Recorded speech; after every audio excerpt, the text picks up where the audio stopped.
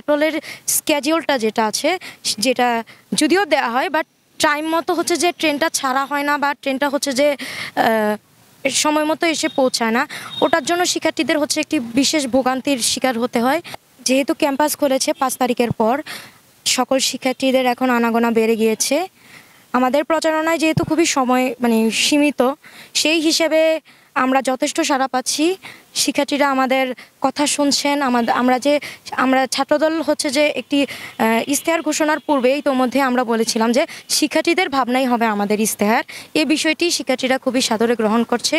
শিক্ষার্থীদের আমরা যে মতামতের গুরুত্বটা দিয়েছি, সেই ক্ষেত্রে তারা খুবই আশাবাদী যে ছাত্রদল মনোনীত যে প্যানেল, সেটি সর্বদা হচ্ছে শিক্ষার্থীদের অধিকার রক্ষায় সচেষ্ট থাকবে এবং শিক্ষার্থীদের অধিকার রক্ষায় তারাই একমাত্র শক্তি হিসেবে কাজ করবে।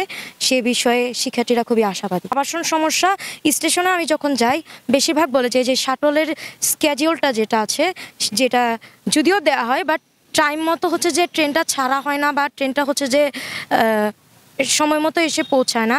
ওটার জন্য শিক্ষার্থীদের হচ্ছে একটি বিশেষ ভোগান্তির শিকার হতে হয়। তাদের যাতায়াতে নানা রকম সময়ের একটি সমস্যা হয়, সময় তাদের অনেক নষ্ট হয়, তাদের বিভিন্ন কাজ থাকে, কাজের ক্ষেত্রে নানা রকম সমস্যার তারা সম্মুখীন হয়।